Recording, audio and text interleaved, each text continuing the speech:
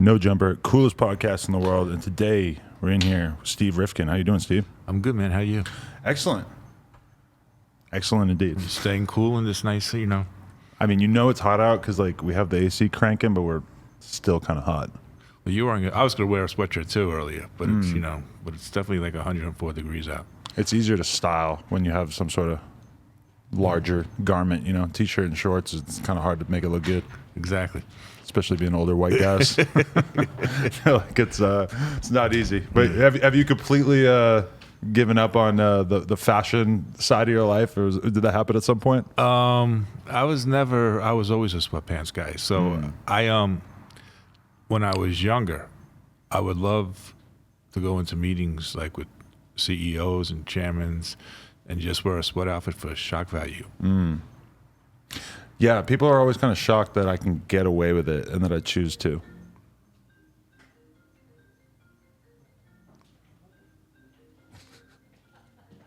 Slight interruption there. Yeah, what did you consider that? Because like now I feel like it's so hip hop to get dressed up a lot, whereas like I could see that side of things too, where it feels like you go into a label meeting and you just got sweatpants on. That's pretty badass too. No, so it was definitely label, but I had another company, which was a marketing company, and we were dealing with Fortune 500 companies, and I would still, I'd have a meeting with the CEO of General Motors, and if it's during the summer, I'm wearing this. Right. One time, we had a meeting with Ralph Lauren, but Ralph Lauren, the guy, not the brand, and I went in with a bathrobe just to even out the playing field. And how do you think that went over? It went well. We got the account. That's beautiful.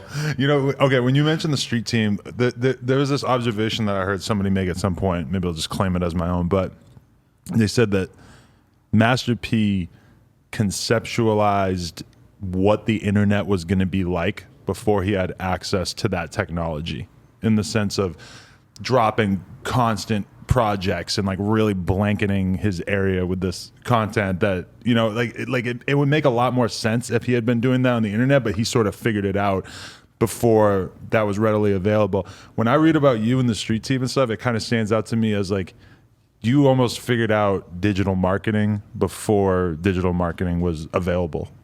I appreciate that. Maybe. I don't know. I'm still trying to figure it. I'm still trying to figure out digital marketing now.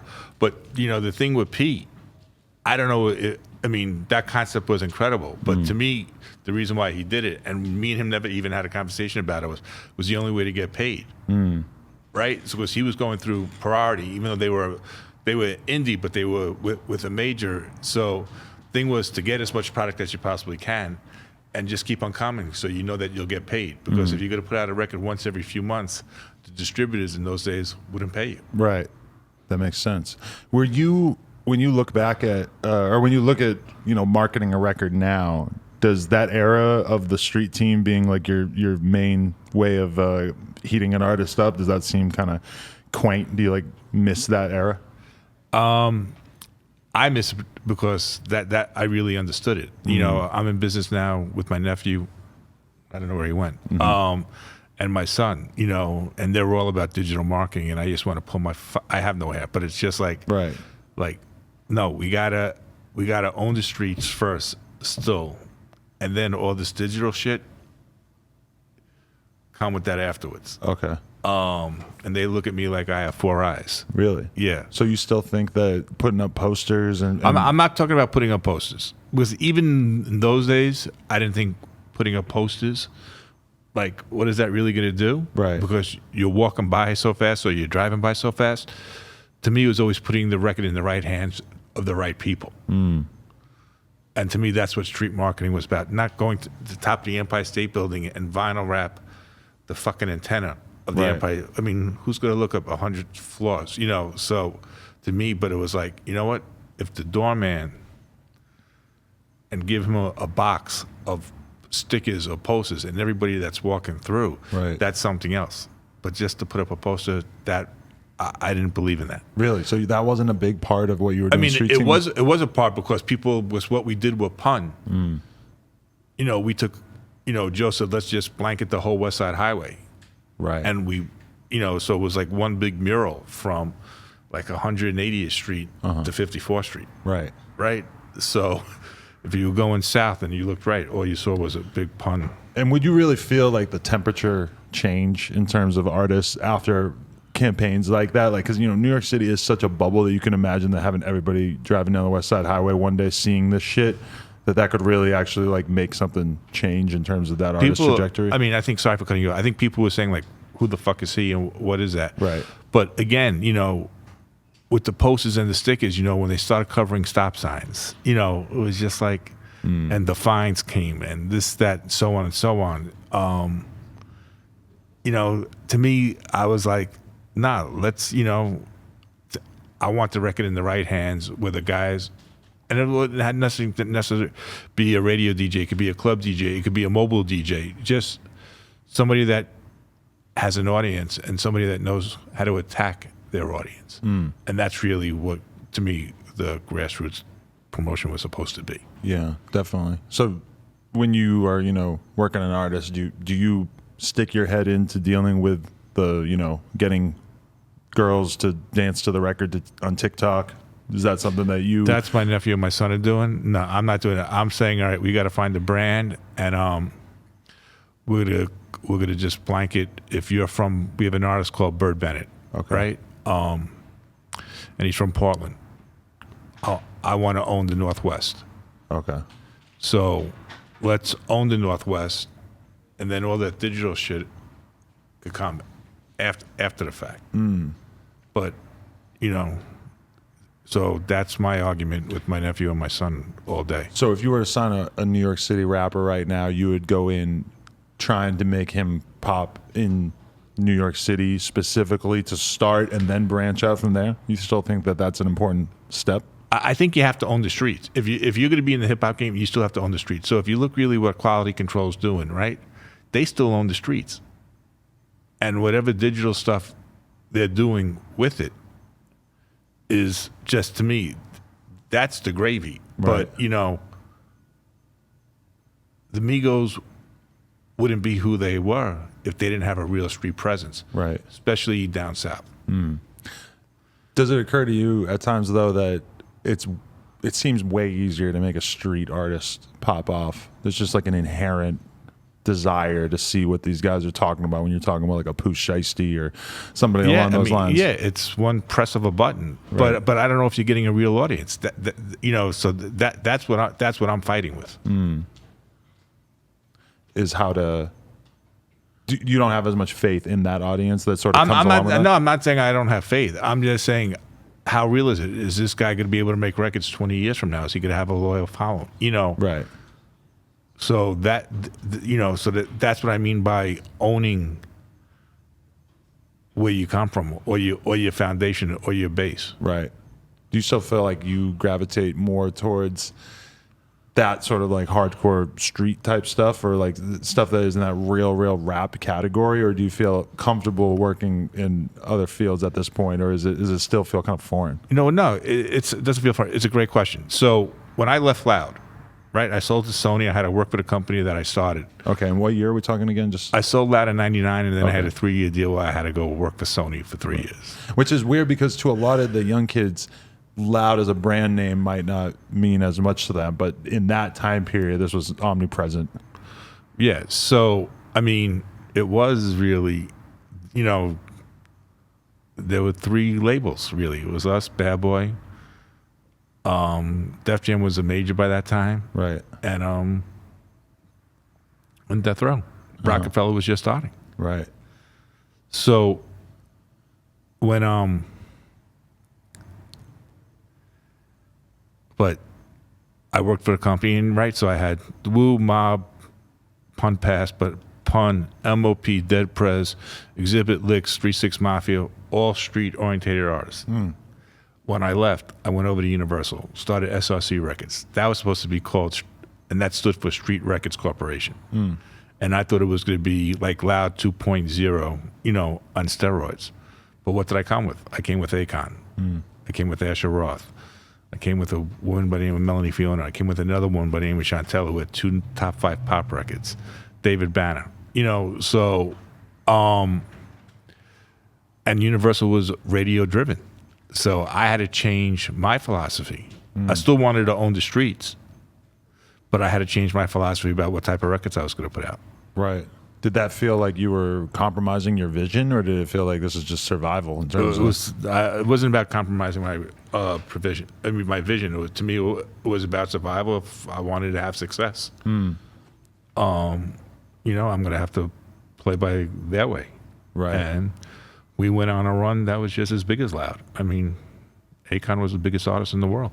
Yeah, I mean, it's important too. Like, you know, even with the Asher Roth thing, obviously he didn't really become what I think a lot of people probably thought that he could have at a certain point. But I mean, with Akon, with Asher Roth, I mean, that's kind of indicative of the changing face of hip hop. That in the lead up to that probably didn't seem terribly obvious that there was going to be so many different types of rap stars. Since, you know, throughout the '90s, it was pretty consistent, like one type of rapper over and over. Yep.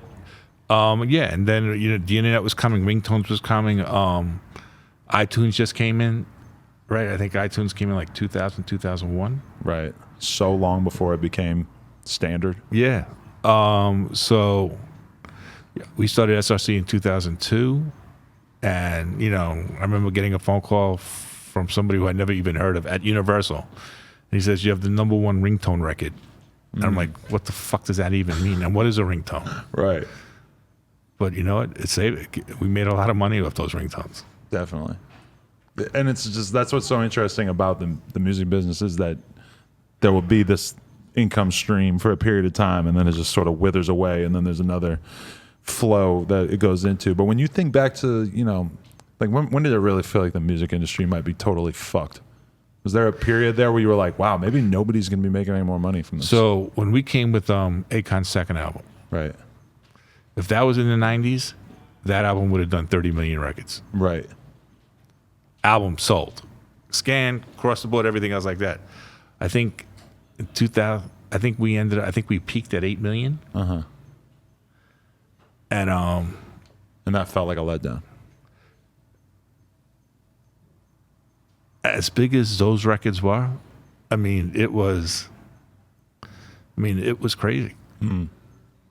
As big as those singles were, if this was 95, 96, 30 million, it would be one of the biggest albums of all time. No questions asked. Right.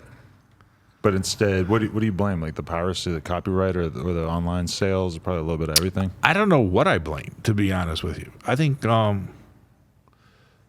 retail was going down, and I think people were missing going to retail too. But I really don't know. And it was becoming a single-driven business.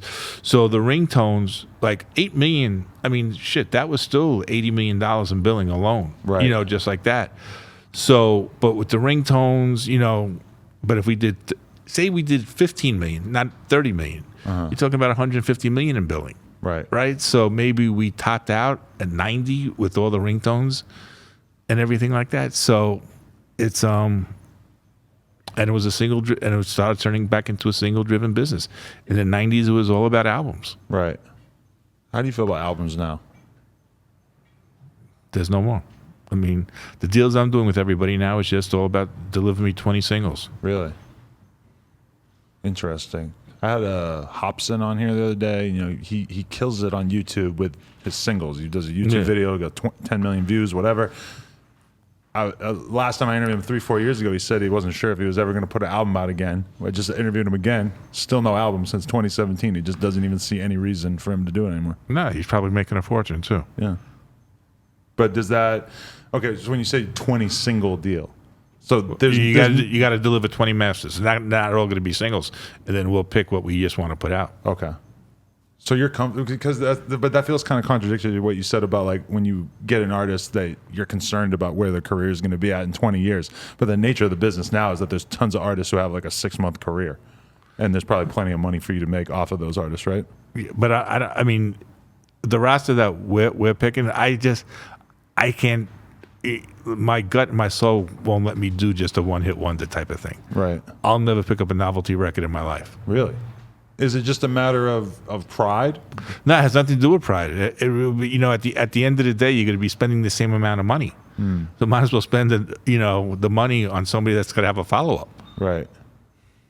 Interesting. But I mean, there's viral records that just make shitloads of money, right? There are, but that's something that I'll just let it go right over me. But that kind of all comes back to like why you're doing this in the first place, right? Do you feel like you're doing this for money? Do you feel like I'm sure you're far past the point of like really needing another mill, right? I'm doing it to be in business with my nephew and my son. Really? I mean, I don't have to work anymore. Right. Why were you doing it when you started? My family was in the music business. Right. So I was A lot of kids reject what their dad does. I didn't have a choice, really. Really? I was majorly dyslexic. I didn't know how to read or write till I was 14 years old. Right. So I was getting in a lot of trouble. And my grandfather called me down to Florida, where all Jews go when they retire. So I heard that in Seinfeld. Yeah, they taught me about that. And my grandfather said, you're going to end up dead or in jail. You got to get your shit together. Right. And he goes, why don't you go work for your father? I said, my father's not going to want anything to do with me. Right. He goes, I'll call him. So they sent me on the road. Now I'm 18. This is 1980. Right. Spring of 1980. And they decided they're going to send me on the road for 2 weeks. And 2 weeks ended up being 3.5 years. Mm-hmm. Where I just zigzagged across the country visiting radio stations. Then I would find myself back at colleges. Mm-hmm. And that's how I ended up putting the street team together. Right. To a lot of people, that would sound like a not fun way of life. Just being on the road 24/7. And did you just fall in line with it right away? And did it seem like a compromise in any way? Or were you just excited to be? No, I wasn't excited. I enjoyed of not looking over my shoulder, like the cops could have come, this, that, whatever. But yeah, I mean, I enjoyed ended up going back to the colleges and just, talking music, talking sports, and, whatever current events was really going on. Right. But I zigzagged this country 4 different times. Right. And at that time, there was no GPS, there was no cell phones. I would be in the car with $20 worth of quarters. What was your ambition at that time? My ambition was to live. Did you think that you could do very well for yourself at that time from this work? I wasn't even thinking about that. I wasn't even thinking about that. It's easy, yeah, because once you've made it, people start assuming that you had a plan all along. I mean, I was 18, so I grew up okay. It's not like, when I was getting in trouble, I wasn't doing it because I needed to. Mm-hmm. I was doing it just to get attention. Mm-hmm. Definitely. Did your dad, what was his viewpoint on you dealing with all these rappers? My dad put out the first rap record of all time. Okay. My dad gave Russell Simmons his first record deal. Right. But did he see it as, non-musical to a certain extent, or did he respect it? We never had the conversation. Really? He, knowing my dad, he probably respected it because it was some form of art, right. And he was all about the art. My dad, was one of the guys that discovered James Brown. So right. But I'm saying, if I was intrinsically involved in James Brown's career and then hip hop comes along, I wouldn't blame somebody for not really being able to make the switch. You want to blame somebody? I wouldn't be able to blame somebody for maybe if you grew up on James Brown and you don't really get hip hop, I would do that. I understand. So the era has changed. Yeah. So, but I think he just looked at it as art. Right. That's all it was. Definitely.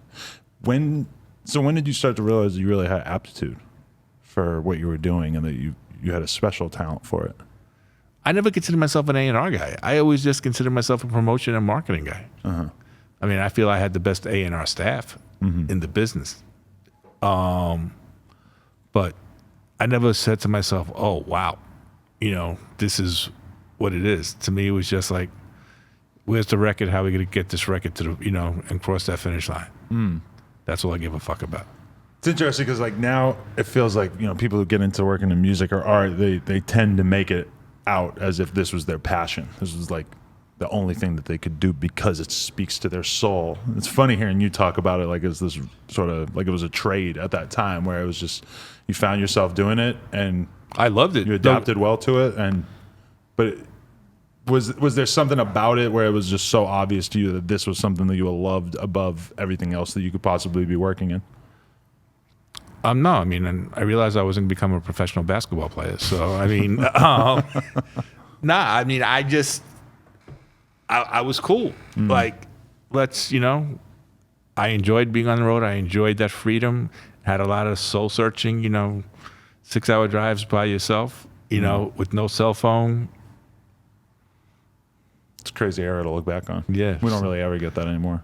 It used to be like the flight was the time when you weren't on your phone, which is kind of sad because you like probably are only on a flight every couple of weeks or so for the, even if you're flying a lot.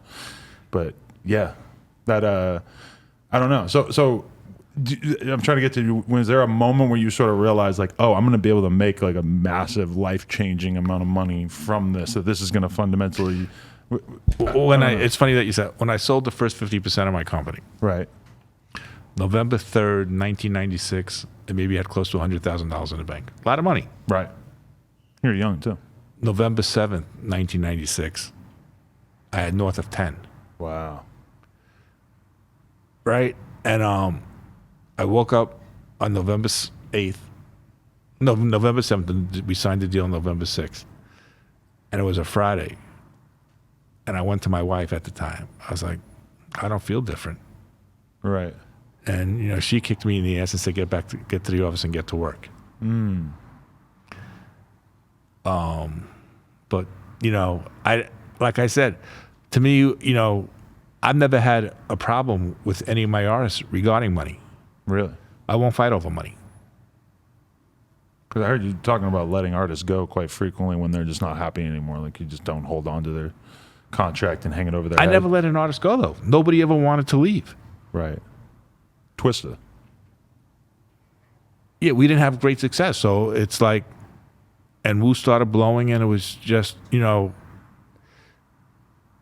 I guess he did. That's leave. just the one that I remember from an interview. You saying that he kind of moved along and you just let him go, which is not normally how record execs talk. Yeah, so, but I mean, to this day, me and Twista are still cool. Like, there was never a fight about it. If you had made it, a multi-year hellish process for him, you probably wouldn't be cool now. Yeah, but then, I mean, I wouldn't be able to live with myself that way. I mean, so, but because my thing was, I would get in BMG's ass. Like, you guys got to pay me. But when it came to the artist, and this is what I would always try and tell BMG.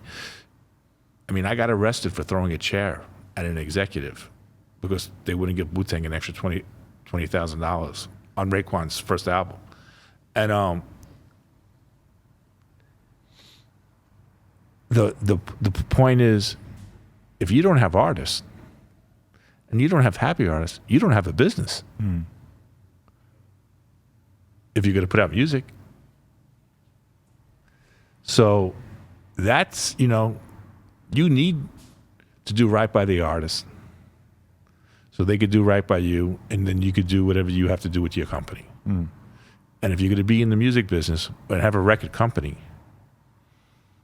you need them to deliver records. Right. When you find an artist nowadays that you're looking at and you're excited about them, how... there has to have been artists over the years that you found where you felt like 100% sure they were going to be a superstar. And then there's got to be times where you got an artist where you were like, there's a smaller chance, 10, 20, 30% chance that I think this person could be huge. Like, how would you describe your confidence when you're looking at an artist? And how much of it is what you believe you can do for them versus just who they are? At Loud, whatever we signed, I was confident. I mean, I signed Pun without hearing 1 ounce of music. Really? Joe could tell you the story. My head of A&R, who would never be in the office, showed up in the office for the meeting. I'm like, what are you doing here? And Matty was like, I'm here for the meeting for Pun. The second they walked in, I'm like, who's your lawyer? And the deal literally got done within 24 hours. And Matty's like, how are we going to sign without hearing music? I'm like, that's your job to do now. You're here for this meeting. Right. So my thinking from my dyslexia is probably a little bit off, and I don't think most people would have done that. You don't think that you hearing a couple songs would have been additional information? I mean, no, because I trusted you so much. Right. For you to be here for this meeting, this guy's a superstar because you're the most stuck up, like hip hop person you'll ever meet in your life. Right. I mean, he started the unsigned hype at the Source magazine. Yeah. Which was the biggest thing in the Yeah. world for a while. That is funny because there will be artists sometimes where, you know, a certain person will tell me to interview them. And it's like, I feel the same way. I was like, okay. Like, if you said it, then I know it's, and you know, certain people are very vested in their self-interest and other people aren't. But, you know, when somebody tells, sometimes it's like, oh, I guess I don't have to hear it. I'll hear it, but it's like, I don't have to hear it immediately because if you said they were worth interviewing, they're probably worth interviewing. Yeah, I mean, that's why you have a staff, right? So, and that's why you have friends, and, you know, it's... You can read the tea leaves. You know? Yeah. You don't need, sometimes you don't need to hear the song.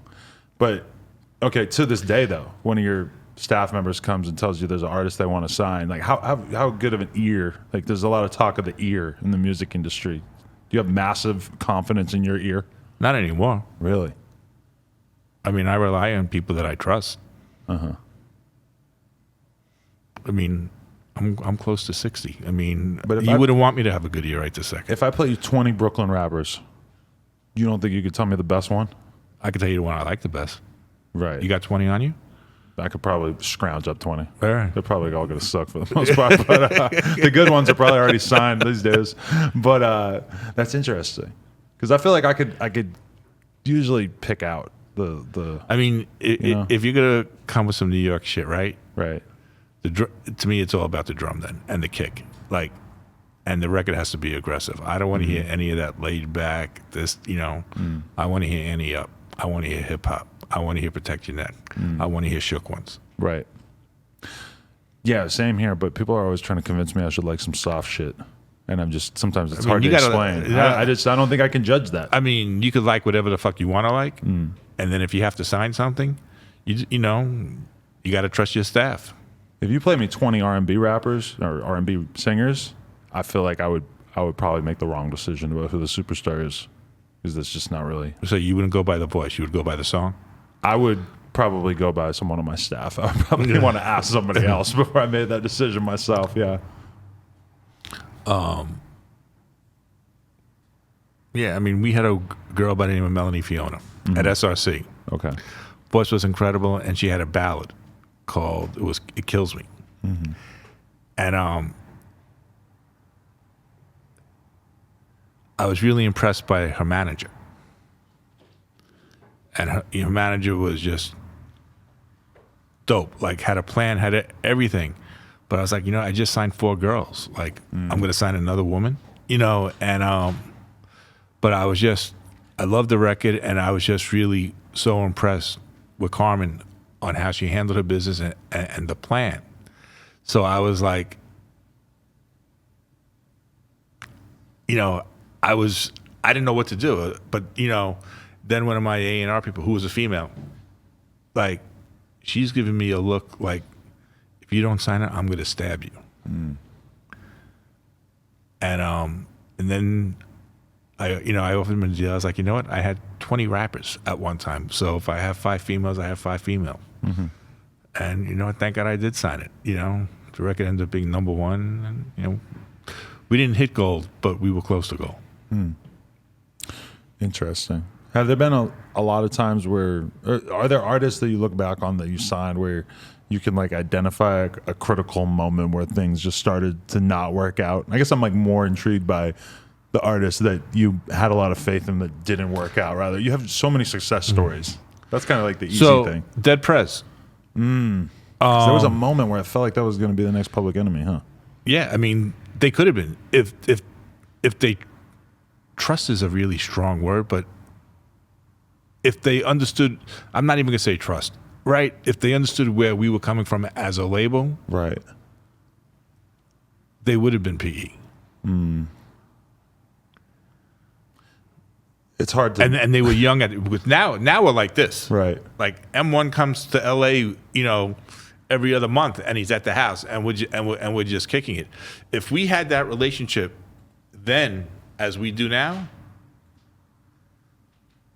they might have been the biggest group out loud. They saw you as kind of they wanted to have an adversarial relationship, or I think they were just young, and it was like, and I was white. right.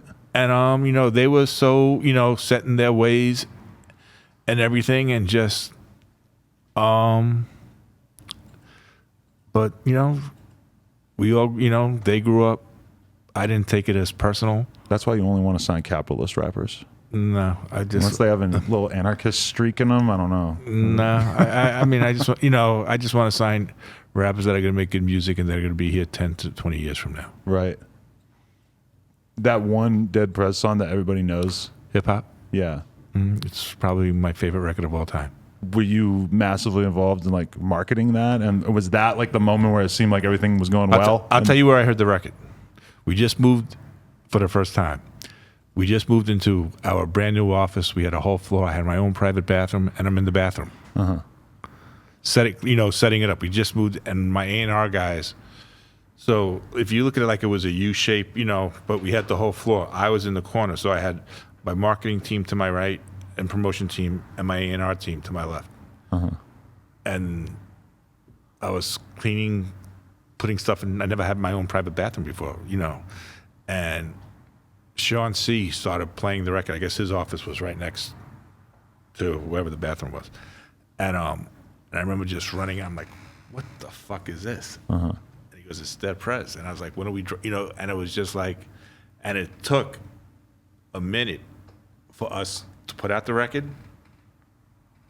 But if we dropped the record when I wanted to drop the record, which was, if I heard the record at 12 o'clock, I wanted that record out that night. Right. But it took another like 4 or 5 months. And I think the office lost momentum, as great as that record was, everything else like that, and just timing is everything. I mean, I was ready to go to Hot 97, give it to Flex that night. right. But that song was huge. But It the was momentum huge, got screwed up a little. I think inside the office, Right. I think people were getting not fed up with them, but it was just like, oh, here they go with whatever they they were saying. Right. I guess it was probably like huge on more of like an indie type level, right? It wasn't like Nah, that record should have been like as big as that record was. That record should have been 5 times bigger than it was, 6 Right. times bigger than it was. Interesting. Okay, so going back to like why you feel like well, actually that moment when you said that you went from 500,000 to 10 million in the course of a couple days. Did that cause you to sort of reflect back on why you were doing this in the first place, or there like you saying that your wife told you just get back to work? I mean that's interesting because I feel like a lot of wives would be kind of like, we made it, let's get in the yacht. Nah, she said get back to work. Right. But you never considered sort of that your life maybe should change from all of a sudden getting that amount of money? Like I think we all kind of think about that from time to time. If you were to get that life-changing amount of money, how much would your life change really? I don't know if my life changed. You know what I did when I woke up? It was raining. I called up my lawyer, who was my cousin. One of my lawyers. I said, come on, I'm going to buy you a cell phone. Not everybody had cell phones in those days. Right. And I spent $200 on a cell phone. And I was like, what the fuck am I doing? You didn't try to like become the giant iced out chain guy for a little while or anything? Nah. Just never really seemed appealing? I tried it once, and I returned everything that I bought. Really? Yeah. I mean, it was... I bought a grill. Nah, I didn't have a grill. You can't return that.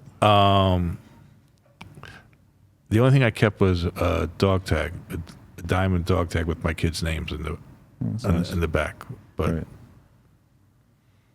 So you don't have any expensive habits going, or you just haven't managed to pick any up yet? no, I mean, back in the day, I had real expensive. I mean, I had planes, I had cars, I had, Right.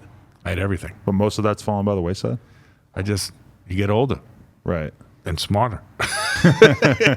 Yeah, but if you really have money, like, you see people take it to the logical extreme where all of a sudden you're Jay Leno and you got a fucking warehouse full of cars or whatever. I was never into cars, though, so that was the whole thing. To me, it was really about the plane. The private plane. Yeah. But was that really more of a convenience thing? No, But- that was an ego thing. Right. That was just a straight ego thing. But at what point did you decide to get rid of that? When I got divorced. Okay. Probably a lot of things. Probably a lot of things made sense at that point. I hear you. Okay, so when you talk about working on this kind of stuff with your kids and everything, like what is your thought process on that now? Do you feel lucky to just even be in the position to be able to maintain? A lot of people, they can't even think of having a relationship with their kids into their 20s or 30s. Well, right? this is the thing. I feel lucky that I'm alive, right? I had a massive heart attack 7 years ago. I died 3 times, so I'm just happy I'm here. Wow, I didn't know that.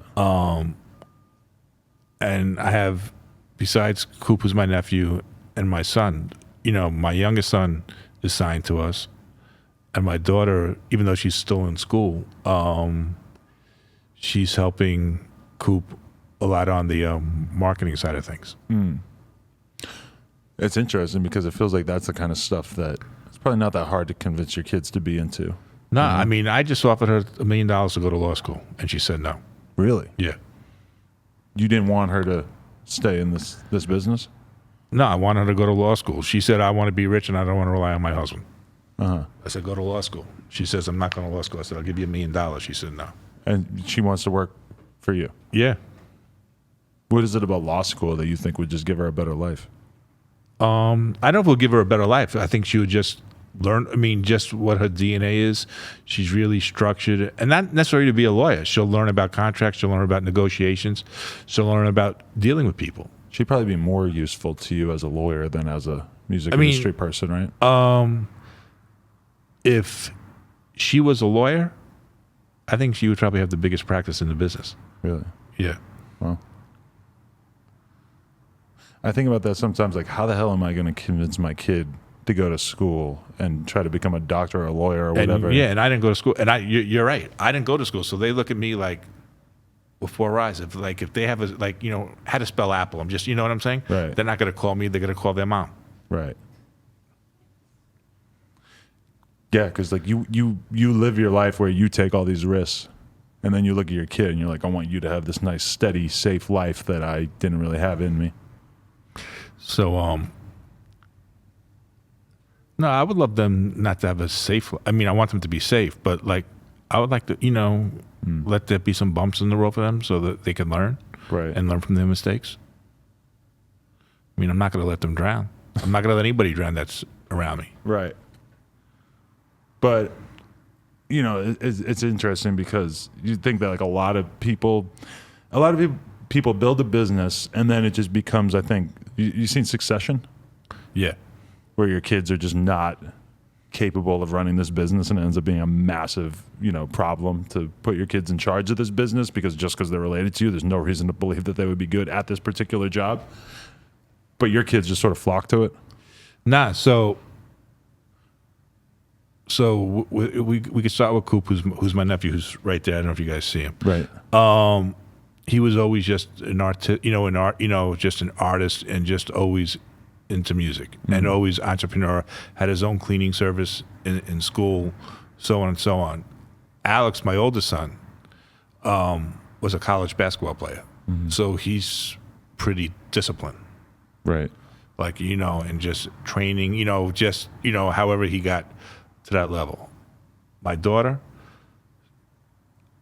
I don't know where she came from. She doesn't play. She's like boom, boom, boom, boom, boom. And I guess, so I'm hoping it's the best of her mom and the best of me, like in one. And then her twin brother, who signed to the label, is me. Right. Has my temper, has my emotions, has my passion, and he just figures shit out on his own and without telling anybody, and he just does it. And it works. Is that weird to be around him, given that he reminds you of yourself so much? Yeah, so we go at it because the mistakes that I made, I try and, have those conversations with him, but that's me. He didn't, Youth is wasted on the young. But again, he's doing things now. Like, he has a record that's starting to pop now, and he's doing it all on his own, even though he signed to us. That's how it is these days often. Does that freak you out a little when you see how big records can become without the label or any help these days? Well, I think that's why we're going to win, because I've never needed a label. Even though I was a label, I never needed the major Right. to take me to the promised land. Right. It's like when I played in Akon for the first time, they laughed in my face. I said, this will be the biggest artist of my career. Really? And they all laughed, and I pretty much said, fuck you, I'll see you in a year and a half. And my head of promotion, I said, his wife was pregnant. I said, you do the East Coast, I'll do the West Coast. And if she gets pregnant, you have 5 days to take care of whatever you need. I mean, when she gives birth, you have a 5-day break period. And it's funny, he took Khan, and I took Akon's brother. And don't forget, there was no videos. We didn't make a video at that time, so nobody knew what Akon looked like. Right. So out in Utah, Akon's brother was Akon. You were really pulling this off. Oh yeah, Well, on the radio? on the radio shows, like You would have him doing shows. Yeah, and I mean he would be lip singing, and just we did what we had to do. That's incredible. I've thought about that before. That, like, especially the rappers who are mass. I'm like, you could totally have a couple of these guys on the road at once. Well, nobody knew what Akon looked like at the time because we didn't have a video. Yeah. Wow. So when you say, like, I'll take the West Coast with an artist, it's like there's basically like two ways of doing what you guys do, right? Where you could have you just dedicating every second of your day to bringing this artist to different labels, bringing them to promotional opportunities, radio stations, etc. And then there's the thing that you have now where you have an actual company and you try to actually take these roles and put them in various people's hands so that they can help grow this thing. What with the Akon thing that you're talking about, though, was it just full court press mode of you just bringing him everywhere you could and doing everything you could? Again, somebody said to me, they laughed in my face. I don't take no well, and I don't like to lose. So I was like, all right, motherfuckers, I'll show you. Who in this room has sold more records than me anyway? Right. Including the chairman. So I was like, all right, fuck you. And we literally, and they gave us offices there. I said, nobody even go in there anymore. Right. Until this fucking record breaks. And so how satisfactory was that when it actually happened? Ego-wise, I mean, it was amazing. Right. But, we still had a lot of work to do. Right. Well, there's always a lot of work to do in this business, huh? Damn. That's crazy. Do you miss that period of having to do so much stuff in real life? I've been thinking about this a lot because, like, post-COVID, it's like, oh, now we get to all be around each other a lot more. I had really gotten used to not being around anybody. Now I got to get my mind back in that place. That's a great question. I don't know how I feel right this second. I'm not rushing to get in office. I'm not rushing to get in an office yet. What I did learn during the whole COVID thing is I'd rather be slow and smart than fast and stupid. Do you feel like you were doing too much before? Yeah, I mean, I was just like, because what I realize is the pace that I go at, not that many people could keep up with that pace anyway. Right. So that's how I'm looking at it. When you say that pace, do you think of it more of like just the amount of hours of work that you're putting in every day, or are you kind of putting work on employees who maybe aren't able to fully like take care of it the way that you want them to? I'm talking about executing what needs to be executed. Right. It's all about execution, right? So you could have the best idea in the world, but if you don't execute it, what do you have? Right. Nothing. Do you do you pay a lot of attention to balance in your life at this point? Are you a person who's kind of at risk of overworking themselves and just going too hard to the point where it's kind of ridiculous? I mean, we had the BET Awards. We had this weekend. So, I was managing X when he passed. So this weekend was a lot. It was a lot of rehearsals, and we closed the show. So, like, I didn't drive here. Like, I was going to drive here, and I was like, you know what? I had a meeting, had a lunch. I was like, I'm going to Uber, and I'm going to take a 30-minute nap on my way from the house to here. Right. And it worked to perfection. That's your idea of balance, is a 30-minute nap in the Uber? That kind of says a lot. I listen to some music, didn't pick up a call, Right. returned one text, and that was it. Is your phone just exploding at all times? Not 24/7, but there's hours of the day that I just want to throw the phone in the pool Right. and let me come back a few hours after that and just. Yeah. I feel like I've set a really good precedent by just like kind of not picking up the phone. And then sometimes I see my friends who pick up the phone to anyone who wants to talk to them, and I'm like, you're never going to be able to get anything done if you live like Yeah, this. so that's my issue. It's like I got to pick up every call that I see. Yeah, a lot of the most successful people I know are like that. They just really are that attentive to every relationship. It's all about the relationships, no matter what business you're in. It is. But you have to stay on top of them. That's the thing I have a real hard time with. I can like spark the relationship off, but then the maintenance required is... Then it's not really a relationship. You're just trying to get it back. or do a podcast. Yeah, there's some truth to that. So you're in the office at what time do you wake up and what time are you in the I office? wake up at 5. Okay. And you're in the office by... Well, I don't have an office anymore. Oh, okay. You're working from home strictly right now? Yeah. So I wake up at 5. I start my meditation at 5:15 to 5:35. Okay. I read the papers. The literal newspaper, or you read on your phone? No, I read it on my iPad, but they're papers. Got it. That goes around 6:15, and then I walk the dogs for 45 minutes. Mm-hmm. Come back, I do another meditation for 20 minutes. You're answering emails and texting while you're walking the dogs, or is that... No, I don't even bring my phone with me. Okay. It's just me talking to the dogs. And then get back around 7:45. And I don't know what I'll do. I'll look at some emails, but I won't return emails yet. I'll just look at them, maybe start writing some notes, and I won't start my day until really 9:30. I won't pick up the phone before that. Okay. And do you feel like you have lost much by not having the office physically together, or do you feel like that was kind of overrated and you can only see that now? I can only see that now. So before COVID, I would be in the office at 7:30. Before almost everybody else, I'm assuming? I would be there, way before everybody else. And then I'd go 7 to 7. And then, but now it's just... You think you're happier now? That's a good question.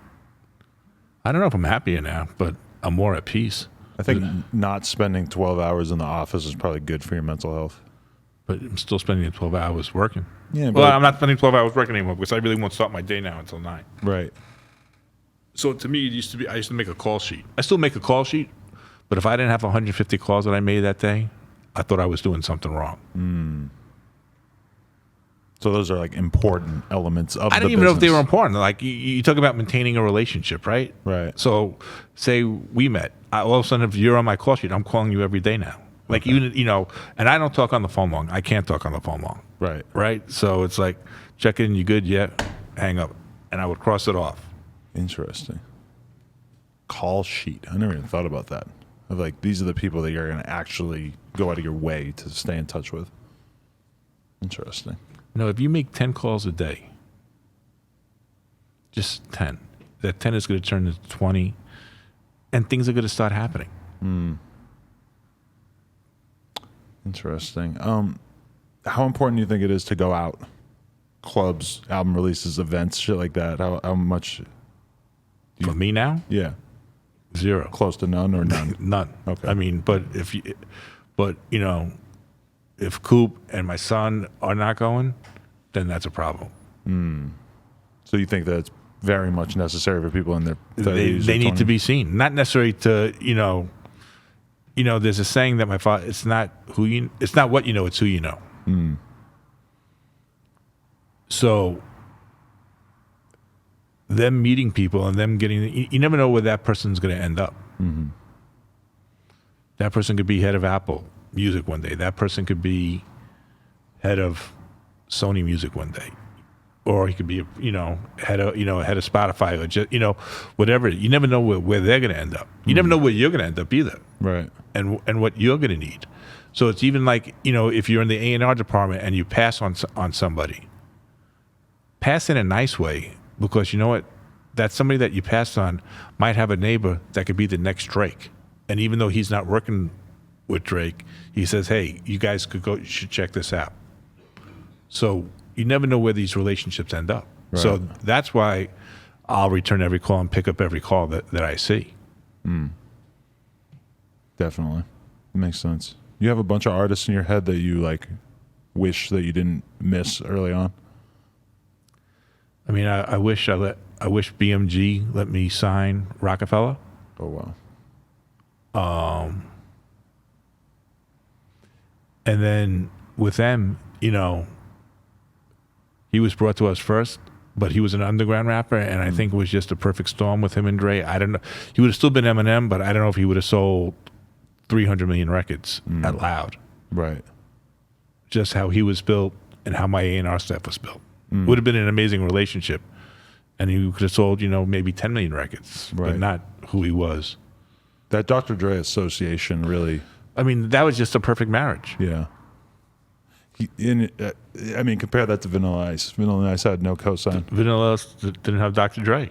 But if Vanilla Ice had, even not Dr. Dre, but a Dr. Dre, somebody even close to be Yeah. their figure guiding them into the game, it could have been a lot different. Because I read this article about how Vanilla Ice was very much respected and appreciated in his local scene before he came out. And then there was this SNL skit that just lampooned him, and that was just kind of changed his whole image after that. And then the movie also hurt him. Which was it? I forget the name of it, but he did a movie pretty much. What was it? Cool as Ice. Okay. Interesting. Yeah. I mean, he's still out here doing it. Yeah. Shout out to him. Okay, so in terms of how many artists would you say that you guys are working on at this point? We got 5. 5, that's it. And you don't want more than that. No, we're going to put out a single a week. By a brand new artist every week, 52 artists. Right. Is it, you put out a single per week, but do you feel like that's enough these days? Or like what has to surround each single to make it an event, right? No, we're not even going to make it an event, right? So at the end of the day, some of the biggest artists in my career started off as single deals. Wu-Tang started off as a single deal. Akon started off as a single deal. 3 6 started off as a single deal. So if we put out 52 singles by 52 different artists, and forget about music-wise, just 52. Right. 3 are going to pop. If I do something, if I don't do anything. Okay. Just on straight numbers. So that's, and we're taking care of the creative community. For sure. How do you see the media at this point in the business that you're in? It's like it's changed so much where it went from, having a couple of authoritative sources that were sort of, the must-read content for everybody in the game. Now it's so spread out. But there's still, I guess you could argue that there are like authoritative sources at this point. There's the big ones that everybody's sort of familiar with and everything. But how much do you see, finessing the media or having relationships with media? Like, how much does this matter in terms of pushing artists these days? I think it's important. I do think it's important. You're media, Right. right? So It's taken many strange forms. you have a foundation and a base and an audience, right? So if we sign, this bottle of water, and we're trying to crack your audience, we need you. Right. So, you're pushing an artist for the first time, though. Like, is it important for you that they get on all these Instagram accounts of all these, how much out of your way do you go to sort of start seeding them into these roles? At first, I didn't think so. And then we had a lunch on this past Friday with some executives. And again, this was what, my son and Cooper, were, they were saying, we need these Instagram accounts. We need you. I always knew that we needed YouTube. And I was like, we need to just attack the streets. And they said, this is the streets. And I was just like, I can't see Instagram being the streets, but I guess I was proven wrong on Friday. Yeah, it's not even so much that it's the streets, so much as that it's just everything to so many people now. Yeah, and other social media matters as well, but Instagram's really the one. But to me, it's still, you need to focus on what your audience is. I'd rather have a smaller audience and knowing that are going to be loyal than, I'd rather have 500 likes than 5,000 likes if the other, 4,500 people are never going to come and see anything.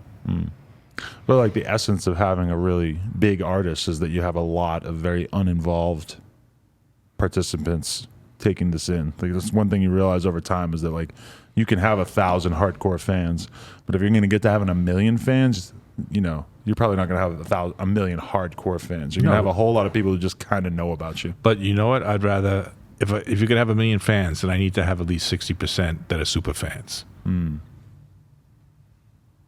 Interesting. Okay.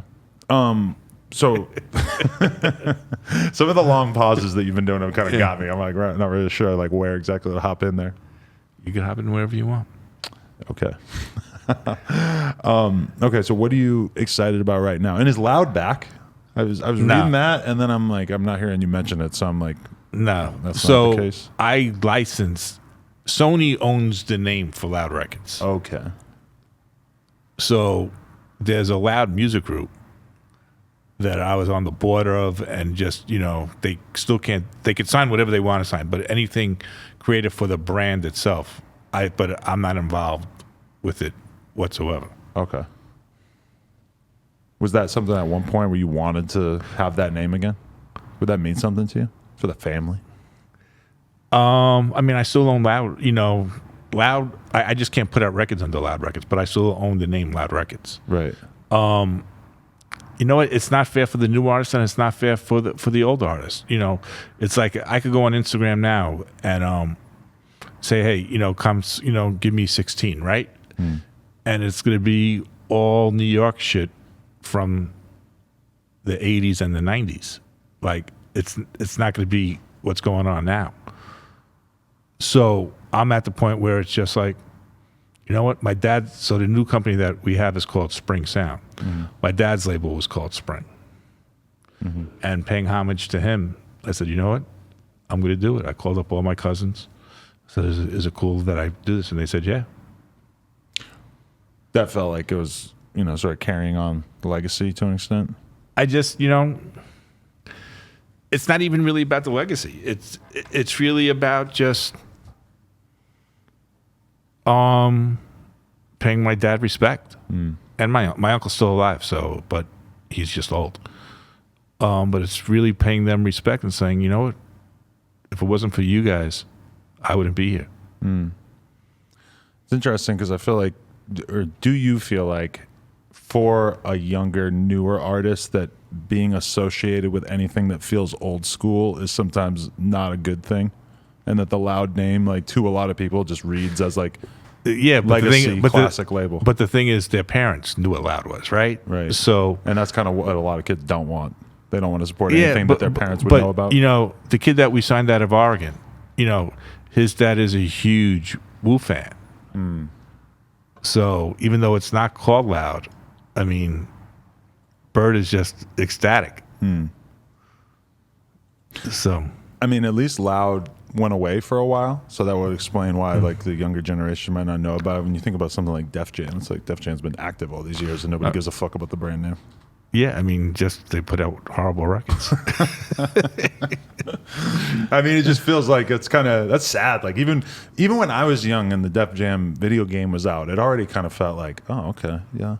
Like I guess that's still a pretty significant label, but yeah, that's certainly changed. No, they're a major, but you know what? They still got Kanye, they got Rihanna, they got Justin, but now they just got to figure out what their team is inside. Right. And break some new artists. And they can have all those artists. It's just that the audience doesn't associate with any of those artists with the label regardless. Yeah, because they're not executing what's going on today. Interesting. The DMX like, how would you describe where DMX was at in his life prior to recent events? He was happy. Really? Think he was starting to get there? Yeah, I mean, I wasn't around during the Rough Rider days. I was around, but I wasn't managing him. Uh-huh. But he was really finding, the last 3 years that I was with him, from the first day until right before he passed. I mean, the growth and the peace and the happiness that he was trying to find was incredible. He was really on that path. He was trying to find that. Interesting. I mean, I'll tell you, so, like right after Versus, that he did with Snoop. Mm-hmm. A few days later, I go visit my mom and I come back, and he's in my backyard taking care of one of my dogs who just had an operation, and he was feeding him a sandwich. He goes, "We got to get his confidence back." And he would show up every day at 4:00 to give the dog a sandwich, play with him, and just like for an hour, like he was a physical therapist. Wow. That's crazy. And he goes, "You don't mind?" I'm like, and like I would like if I wasn't there and come, I would always end up seeing him at the end of it, or there'd be times when I didn't have anything, but yeah, I mean, if you weren't at peace and trying to find happiness, you wouldn't be in my backyard every day giving my dog a turkey sandwich, right, and getting his confidence back. Yeah, I mean, that's crazy that dog connection that he had extends to all kinds of people's dogs that he didn't even. I mean, I just bought another one. I'm getting it in 6 weeks. Another dog. Yeah, and I'm naming him D. Well, it's a she. Oh, okay. But Boomer. Boomer's not really a female name. That's a good point.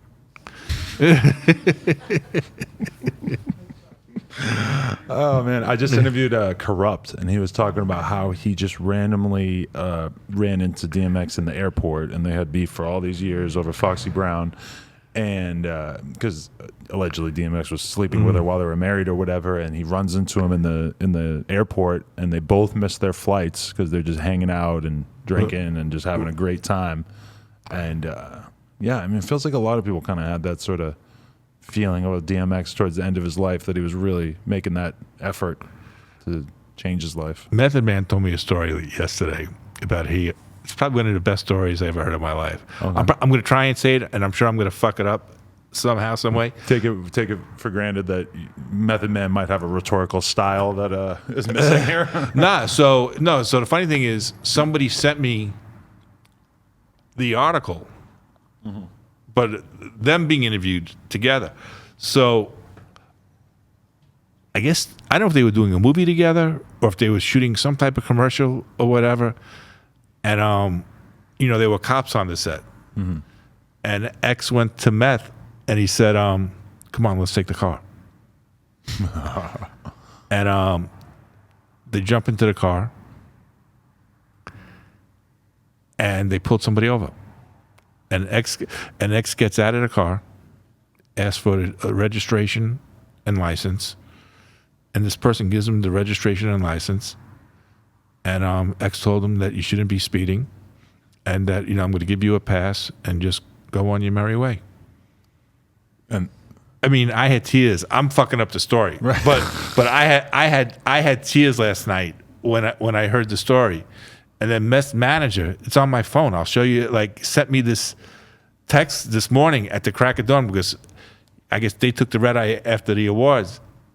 And there's this interview, somebody interviewing Meth and X, and they're telling the story.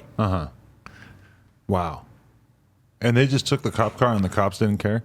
I'm sure they did. Maybe the cops didn't know. I thought that the story was going to end totally different. When I heard they took the cop's car, I'm like, oh, dear God, what's going to happen? But, okay, that's good. Jesus. Yeah, I mean, rest in peace, DMX, man. That's crazy. Is there anything left in this game that you feel like you want to accomplish? Any particular targets, things that you haven't done yet that you want to accomplish? I mean, I pretty much accomplished everything, but I want this label because we own it 100%. I'm not with a major. I want it to be the biggest label I've had. Right. So like every view on YouTube is ours. Every, whatever, so this is us 100%, and we're going 50-50 with every artist that we sign. Right. So I want this label. I mean, they've all both meant the world to me, but like this is just a different feeling. Like I looked over the weekend, I looked on how many views I've had on YouTube with all my artists, and it's north of 5 billion views. Right. So it's like, all right, how much money is that? Yeah. So that's what I want. Definitely. Because I never saw that money. Right. And I mean, now, the game has changed. But does it feel like that challenge of like doing it without the majors? Is it such an overwhelming challenge? Like, do you feel like it's going to feel like a completely different thing to reach a level of success without them? It's my money. So Right. it's definitely going to be a different challenge. Before I was playing with the house's money. But would you say that the labels have a lot available to them that you don't have available to you at this point? What do they have? They have the catalog that if they have a really fucked up year, they can live off their catalog. Right. You're not going to tell me they have a better relationship at radio than me. You're not going to tell me they have a better relationship with Leo Cohn than me. You're not going to tell me they have a better relationship with Apple or Spotify than me. They might be able to bargain more, but when it comes to one-on-one, they can't touch me. Impressive. Steve Rifkind. Thank you. Appreciate you, man. That's a good conversation. Appreciate you, man. Steve Rifkind, No Jumper, coolest podcast in the world. Check us on YouTube, SoundCloud, iTunes. Like, comment, subscribe. NoJumper.com if you want to support. And Friday, we'll be listening to your music on stream.